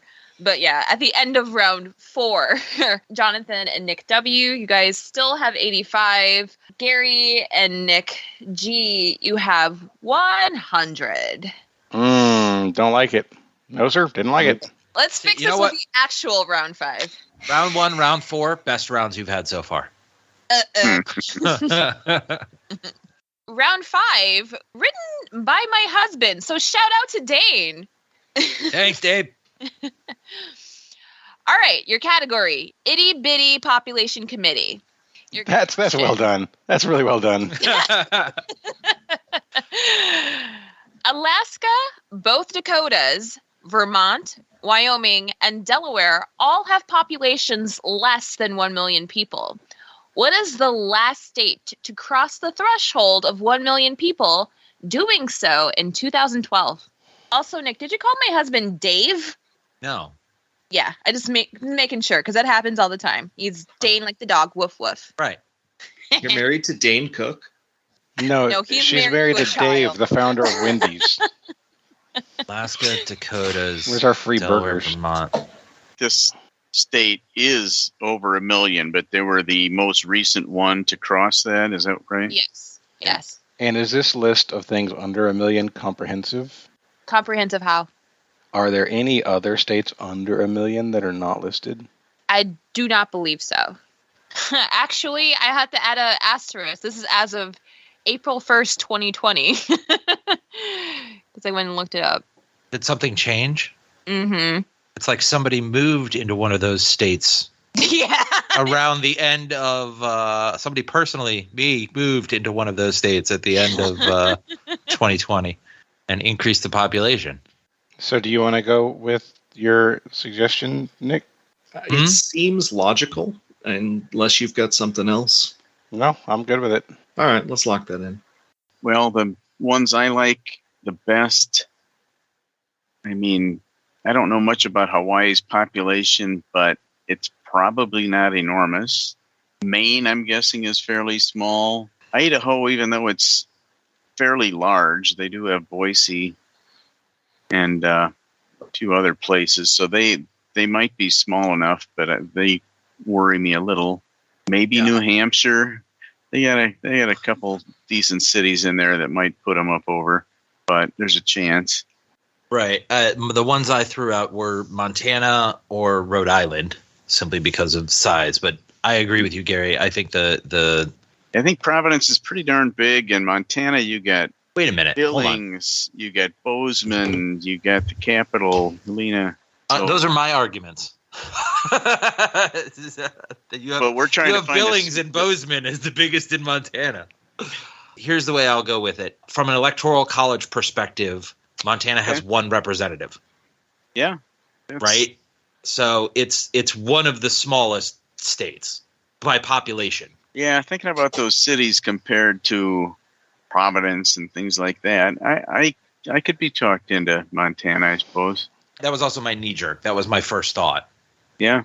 Is that population-wise, that's the smallest. Representative-wise, it's the small. I mean, Vermont has 1. Wyoming has 1. All the states that she listed only have 1 representative. Well, yeah, that's got to be obviously one of the ones with 1. Do you know about like a Hawaii? Have they got more than 1, or are they in the Hawaii one? Hawaii has 2. There are 4 electoral college votes, so that's 2 senators and 2 representatives. So that's 4. Okay. Yeah. That's how that works, right? Somebody confirm that I'm not a total moron. That's if you add up the senators and the representatives, that's the electoral college. I'm sorry, Nick. I can't. Even if I had that information, I wouldn't be able to confirm your statement. So, you want to go Montana and I do. Agony here? Yeah, let's do it. I think. Yeah. Okay. We're locked in. Jonathan and Nick. Well, I messaged Jonathan and I said, okay, let's think about this from a congressional district approach. And I know that Alaska and Montana are 2 of the largest, by geography, political districts with a single representative in this hemisphere. And with Alaska on there, it's got to be Montana, right? So we went with Montana. I love how we were just ragging on geopolitical geography, and yet we use it to answer the question. The correct answer is indeed Montana. Congrats! Yay. Good job, guys. What I looked up is that the state that is no longer, that I guess has to be the most recent one, changing over in 2021, is Delaware. They now have 1 million people. So good for them. Round 5, question 2. Sorry, very boring category name. It's movies. I couldn't think of anything cute. Nothing helpful here. What movie was the first feature film directed by Steven Spielberg that didn't feature a score by longtime collaborator John Williams? The first? Yeah, it wasn't his. I mean, I don't know if you're wanting it. I shouldn't say anything. No, because I just said the same thing, didn't I? Yeah, we're both thinking the same thing. Is this because you said longtime collaborator? Are you suggesting that this is the first after they started collaborating? Yes. Okay. Like Spielberg. Because I don't think he worked with Williams on his first working movie. with John Williams. Exactly. He had movies before John Williams. Right. Yes. Okay. So it would be after John Williams. Yes. I got you. Okay. That's what I thought you wanted. But I was struggling because I guarantee his first movie didn't have him. Yeah. Okay. I'm fine with that. We're locked in. Okay. Jonathan and Nick. I used to have a much better memory of Steven Spielberg movies. Now they kind of all just flush away with the detritus of my mind. I was suggesting the possibility of the movie Time Bandits. Time Bandits is roughly 1984, 1985. It featured multiple members of the Monty Python comedy troupe. It was a silly movie, and it doesn't seem like the kind of thing that John Williams would have done. I watched it with Sebastian about a month ago, and I'm trying to remember if I saw John Williams' name on the credits or not, and I cannot remember. But the way the question is worded, when she says longtime collaborator, that feels like she's really looking for something from the 90s later than, because Time Bandits is 10 years away from Jaws. It feels like she's going to want something later. He did Catch Me If You Can, right? That has a pretty good score, but I feel like I know it wasn't Williams, but maybe it was. That was not a bad answer. That was early 2000s, wasn't it? It was like 01, maybe? We did a marching band show on it, and I feel like I don't remember it being John Williams, but I might just be getting stuck on the nostalgia. It's a great, great film score. Do you have any idea who it was? Like a Zimmer or an Elfman or somebody like that? John Williams did Hook, didn't he? Or did Danny Elfman do Hook? That I don't know. I think John Williams did a Hook. I just went to a symphony event where it was the musical combinations of John Williams and Steven Spielberg. I did that earlier this year in like March. And like Indiana Jones was the encore. Schindler's List was in there. Jurassic Park. E.T.'s in there. Jurassic Park's in there. Our first date was to a John Williams movie symphony. There was a movie or two in there I didn't know. But the problem is that doesn't help us get to ones. You know what though? I'll give you this. Catch Me If You Can wasn't on that card. So if you want to go there. Well, do we know it's a Spielberg movie for sure? Now I'm second guessing myself. No, I thought you knew that. I don't know. It feels like it might have been. It feels like he did that with Tom Hanks. I didn't think he did The Terminal with Tom Hanks. That's got to be 5 minutes. Okay, you know what? No, we can't all have 4 minutes. You shut up. You took longer than this with your last answer. Well, you know, when I went to college, I was friends with Steven Spielberg, and he spent a lot of time in Belfast. I really don't have any. We can say Catch Me If You Can. That's fine. All right. Gary and Nick. We went through a lot of the same movie titles and names, and pretty well knew a lot of these things were Williams as well. And I said I thought he did something offbeat like Steel Magnolias or some silly thing, and Nick said Color Purple. And if that's one of his, I don't know much about it, but it doesn't feel like it would have a soundtrack like that. So that's where we landed, was Color Purple. All right. So the movie in question. Well, actually, let's back it up. Catch Me If You Can was scored by John Williams. Hook was scored by John Williams. Time Bandits was not directed by Steven Spielberg. It was directed by Terry Gilliam. He had a Spielberg tie-in for sure. I wonder what it was. There's a Terry Gilliam reference. That's the 10th. Okay. I don't remember Terry Gilliam in the last game. I cannot wait to hear this earlier taped episode. Oh my god. No, it's definitely it was a question from last episode. Okay. Terry Gilliam. Yeah. But all right. So the person who wrote the score to this movie is Quincy Jones. And Quincy Jones did the score for The Color Purple. Wow. I would have never thought that Steven Spielberg did that.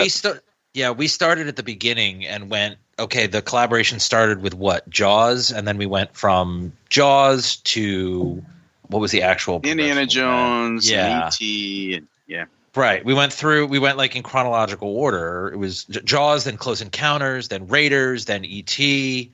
And then he goes, didn't he do something like a Steel Magnolias? And I'm like, I think after E.T. was Color Purple. And we're like, oh, that makes sense. There it is. That's what we're looking for. Nice job. I could have sworn that Steven Spielberg had something to do with Time Bandits, but I guess I'm completely wrong. Round 5, question 3. It's Oh So Quiet is a big band jazz song originally recorded in 1951 by Betty Hutton and has been covered by Lucy Woodward and Brittany Murphy. But arguably the most famous cover of this song was done by what experimental electronic artist in 1993? With one critic saying the song stands out as one of the most bizarre singles she's ever recorded. I think the category is music. I'm not sure if I said that. Yeah, you did, and I was going to ask, but that helps. Did you say she's ever recorded? Yes. It's always a good sign when two people type the same thing at the same time. Yeah. All right, we're locked in. Jonathan and Nick. I thought we were going to go Moby until you said she. And then it's like, okay, 90s electronic music, female. We're kind of kicking around Bjork. Yep. And for me, that's just what I think of in that era. So she was definitely active in that time. That was the middle of my high school years, and she was a thing that I was aware of back then. Yeah, I don't have anything better. For some reason, that is what comes to mind for me when I think 90s electrical women. All right, we'll say Bjork. It's the All Swedish right. Chef's favorite musician. Ooh, Bjork, Bjork. Female experimental music in the early 90s. Bjork, only thing that comes to mind. We said Bjork. The answer is Bjork. Oh, man, what a get. Nice. And this song is one of my favorites, but it is very bizarre. Lots of like shouting and screaming. I would like to do it at karaoke, but you have to be like in a very like particular mood to do it. With But, a very yeah, particular it's a fun song. audience. Yeah. That's the end of round 5, isn't it? We did not get skunked in round 5, Nick. No. Yeah, suck it. Wait a Nick. minute. She I don't know how it went. So at the end of round 5, Jonathan and Nick W., you guys have 105. Nick and Gary, you guys have 130. Very nice. Yeah, Mhm. you guys are like you're doing fairly well. Like round 1 isn't the only good round you had. But let's see how round 6 treats you. So, round 6, question 1, your category is Do Not Pass Go. Your question? Name the legislation passed and signed into law in 1890 that makes monopolies illegal and gives the federal government authority to dissolve them. Yeah, we can lock in. Yeah. Okay. So can we? No, go ahead and give your answer. Gary and I both at the exact same time. It's the Sherman Antitrust Act. Jonathan and I did the exact same thing. It is the Sherman Antitrust Act. Yeah. All right, cool. So I asked this question because this is something that was bombarded into my head in college. And I ask other people about it and they don't seem to know, but both teams seem to know here. The answer indeed is the Sherman Antitrust Act. All right, round 6, question 2. Your category, this is a fun one, Hollywood families. Ooh. Okay. The Kardashians. Do we get bonus No. points for guessing in advance? Absolutely not, and you would be losing the points already. Oh. So, yeah. What recent Academy Award-winning actress is part of the first family to have neighboring stars on the Hollywood Walk of Fame? Her mom, her dad, and the actress herself. Had stars all next to each other? Yes. You said recent what? Recent Academy Award-winning actress. Yes, I thought. Okay. Oh, it's shut up. Mhm. Hold on. Yeah, I'll get there, but Yeah, no, yeah. 100%. It's Yeah, the problem with Hollywood families for me is that I stopped paying attention 20 years ago, and the families have added generations now so that people who weren't families, that Hollywood families, are now Hollywood families. It's the recent Oscars thing that's killing me. hmm The recent Oscars is the thing that keeps me from being able to make a guess and be satisfied with it. Yeah, Because I same. could make a guess and be satisfied and be wrong, but it's hard to make a guess when you know they didn't win a recent Oscar. okay. We are locked in. I think the best answer we have right now is Dakota Johnson, dude. But I just don't think she's won. That's what kills me. I don't think she's won an Academy Award. Well, I don't 'cause either. think she's a very good actress. But I couldn't tell only- you the last 5 winners of Academy Awards for acting. I That's don't know. fair. Either could I. And I mean, she's definitely more younger and more recent than like a Kate Hudson or a Jamie Right. Lee Curtis. Unless like Jamie Lee Curtis has a daughter or something. Oh, we got Gary choked up over there. Apparently our discussion is bothering him. Are you good? You need water? Go get water. That's what did me in. Oh, the water did you in. Oh, he's drowning. Okay. I was gonna say there's a rule on the Trivial Warfare books that if you lose a partner during recording, you get straight A's, right? Is that how that works? Yes, that's true. Very seldom cashed in. Yeah. I can't get off of these 3 families, Jonathan. I mean, there's more families. There's Fondas, and there's Angelina Jolie, Well, yeah. and there's... If Jane Fonda just won her first Academy Yeah, no, that's Award, the thing. I feel like it's going to be a young person, right? Like a young person, a 20-something-year-old. Rooney Mara's not a Hollywood family, is she? That's a Not sports that I'm family. aware of. Man, I don't know.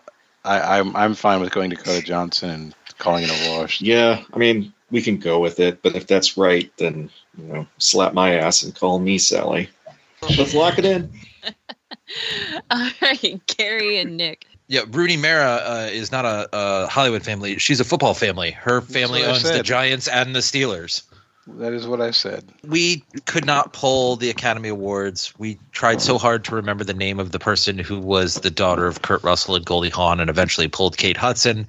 Those are 3 people deserving of a star on the Hollywood Walk of Fame.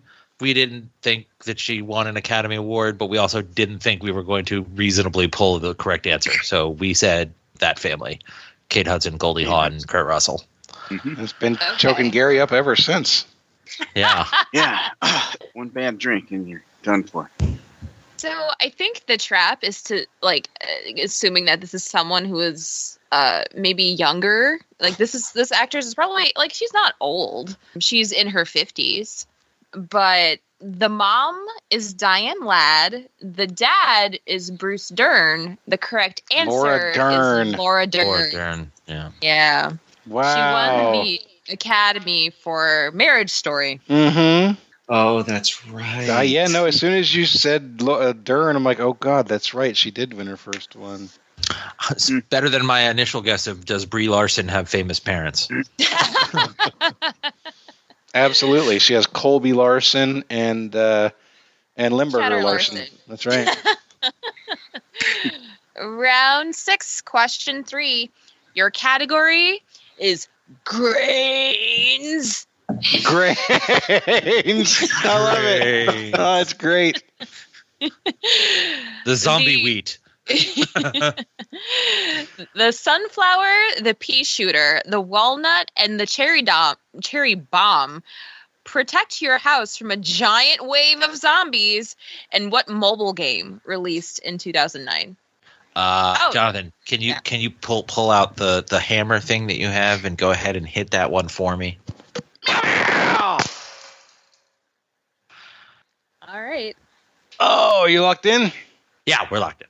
It's got to be Plants versus Zombies, right? Yeah, but she said zombies. But yeah, Plants vs. Zombies is definitely a thing. It's definitely a very popular franchise mobile game that debuted around that time, and it's tower defense, so you are protecting your.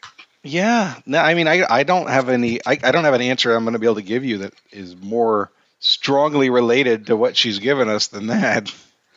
I mean, Plants vs. Yeah, I'm not Zombies gonna- 2, Electric Boogaloo. Herbal Boogaloo. Mm-hmm.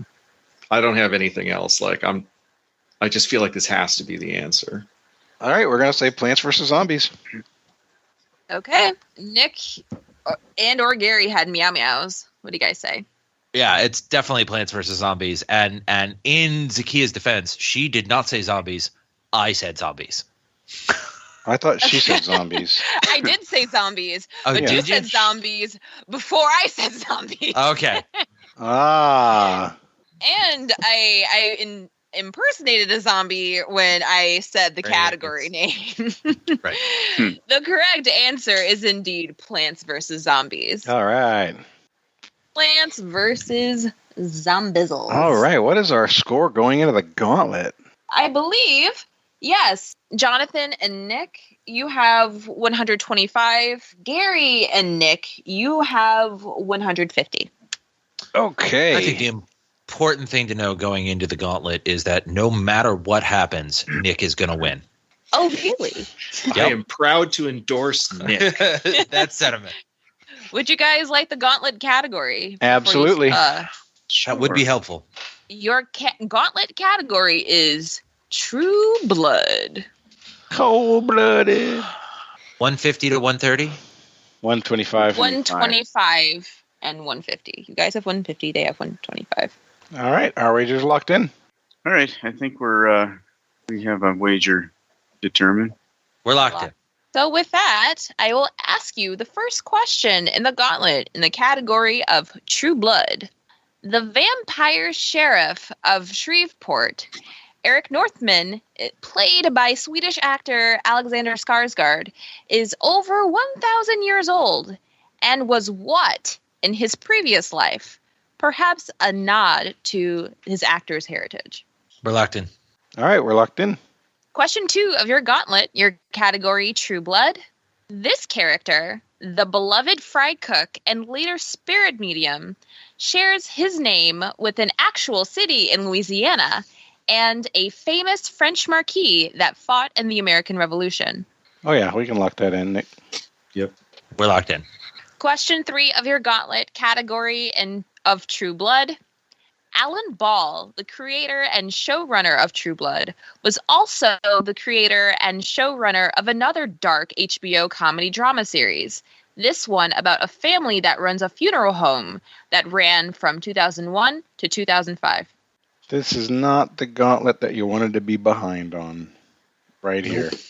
We're locked in. We can lock in. Okay, cool. Very nice. So, starting from the top, asking for those answers. So, the vampire sheriff of Shreveport, played by Alexander Skarsgård, over 1,000 years old, was what in his previous life? Jonathan and Nick, what did you say? We said he was a Viking. Okay. Gary and Nick, what did you say? Yeah, along with Warren Moon and Randall Cunningham, we said a Viking. You know, if we got the right outfit on Nick, he could pass for a Viking. Absolutely. The beard and the hair. Yeah, get a little fur. Yeah. Get rid of the hat and the glasses and add some fur. Man is a Viking. Yep. And a horn or two. Mm-hmm. Oh, yeah. Give me some fur and I'll be horny. We should edit that out. Just Nope. Absolutely We not. should not. I think Nikki Dubs that's the is a name of the furry. show. Yeah, Nikki Dubs is a furry is the new title of the show for sure. That's the title of the show. Let's do question 2. This character, the beloved fried cook and later spirit medium, shares his name with an actual city in Louisiana and a famous French marquis. Gary and Nick, what did you say? My favorite story about this character is that they were supposed to kill him off, I think either in season 1 or early in season 2, and they didn't because he was wildly popular on the show. Like one of the most popular characters on the show. His name was Lafayette. All right. Jonathan and Nick, what did you say? We said prototypical fry cook sponge Lafayette. Or as Okay. Chris would say, Lafayette. Yeah, I was.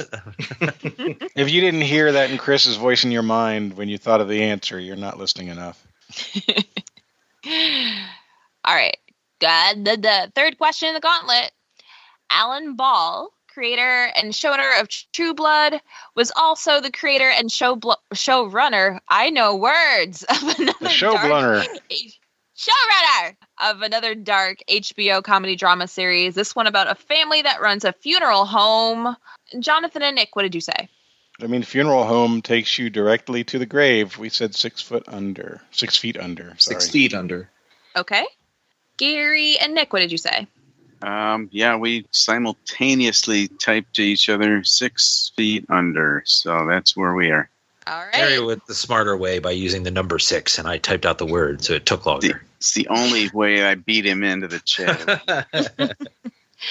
Well, by AP style rules, Nick, I believe you did it the proper way. Anything under 10, you have to write out. Right out, yeah. Yeah. Yeah, but by show title rules, I think they actually used the number 6. So, Nick, you're wrong. That's Deduct incorrect. points. We'll see. It's a good thing we locked in with Gary's answer. Well, let's just cover the answer to question 3 of the gauntlet while we're talking about it. The creator and showrunner of True Blood was also the creator and showrunner of 6 Feet Under, spelled out S-I-X. No, you used Gary's answer. You're wrong. You're wrong. But I didn't see it. I wrote down S-I-X before they told me that they used the number, but not that it matters. 6 Feet Under is the correct answer. 601, S-I-X. 601, half a dozen the other, yeah. No, S-I-X of the other. S-I-X of the other, yeah. All right, working our way up. The character, beloved fried cook spirit medium with the name that was shared with an actual city in Louisiana. And the famous French Marquis is indeed the best character on the show, Lafayette. And the vampire... Taking the horse by the reins and making him redder with bloodstains. Oh, okay. No? The Hamilton Isn't lyrics. that the lyric? Something like that. I don't know. Is that from Hamilton? Yeah. That's the Guns and Ships. Isn't that Lafayette? I've never seen Hamilton, and I'm not in any rush to see it. Whoa. I tried to watch the first 10 minutes on Disney Plus when it was live. I'm like, what is this? I can't. And I stopped. That's the wrong decision. Yeah. No, I mean, if you don't like the first 10 minutes, then that's a decision. I mean, you can make the decision. That's enough. It's a very clear decision. You've seen 10 minutes more than I have. See, hey, I'm not alone. I'm not alone. You can fight me later about it. Question 1. The vampire sheriff of Shreveport, Eric Northman, played by Alexander Skarsgård, was a Viking in his previous life. I was starting to hope that we had missed that because we both had the same answers and we really wanted them to miss. Yep. Everybody got it. So it really comes down to wagers. So... let's see. Let's go with ours first. Yeah, our wager, coming from behind, we had a 25-point deficit. We figured that they would likely try for a lockout, which they would have needed to bet 101. Means they would have missed it for 49, so we could go up to 75 and stay above that 49, so that's what we did. So we wagered 75, and we'll finish with 200 on the nose. Indeed. Nick and Gary, what did you do? All right. Well, Nick gave me the levity here of what to do, and I said 101 is definitely the lockout number, and 24 is the gotta just have them miss number. And I said I always go the wrong way. I'm aggressive, and then I lose. I'm safe, and then I lose. In this case, we've had a variety of trouble with Zahkia's questions. Went safe. We went 24. Are you kidding? Oh! Oh, boy. So a final score of 200 to 174. Nikki, Dubs, and Jonathan are the winners. Oh. Great game, Jonathan. I was hoping we missed that Viking as well. Yeah, we were very excited to miss the Viking. Yeah, I seem to always go aggressive or safe at the wrong time. I'm pretty sure the correct answer there is chef. He was a chef for his Viking troop, but in a previous life he was a chef. I'm going to question that answer at this point. Oh, shut up. Prince. As a wagering, I didn't think there's any way that you weren't going for a lockout. I was with Nick. I thought it was a fait accompli. You guys must have really been wanting those questions to toughen up by the end there. Yeah, it was a category that I knew I wasn't going to be much help in either. I didn't know. So literally, she goes, the category is True Blood, and I go, well, if it's just about the show, then I've got that. But if it's about anything else, then we're screwed. So, yep, that's awesome, boy. That's a good. Go. That's two in a row with a big turnaround at the end of the game. There, that's solid right there. Yeah. Jonathan and his partner in the previous game, this will be cut out by Joel, but Jonathan and his partner in the previous game got one question wrong in the entire game and lost. Oh, goodness. Yeah. We did the same thing that y'all did here if we didn't bet enough. That's crazy. All right, well, before we go, we like to give everybody a chance to do shout-outs and promote causes that they care about. Nick Weingartner, you are today's guest winner, so we will start with you.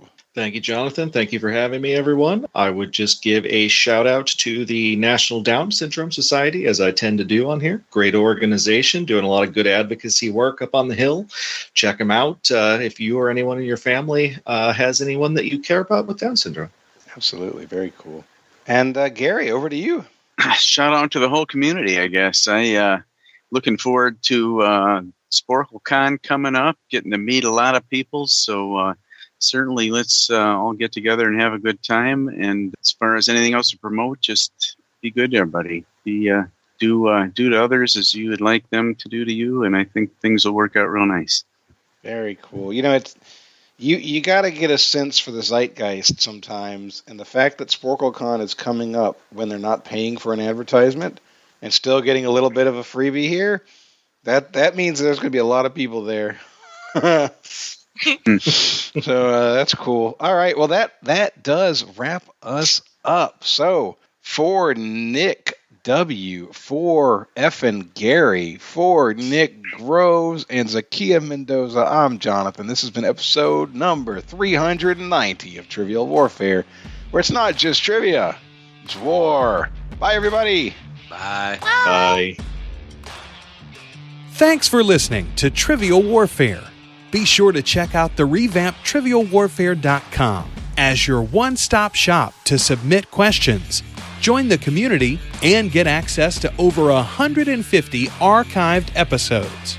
Warm It Up was written and performed by Matthew Stevens. This episode was edited and produced by me, Joel Sharpton. For help with your podcast, visit ProPodcastingServices.com.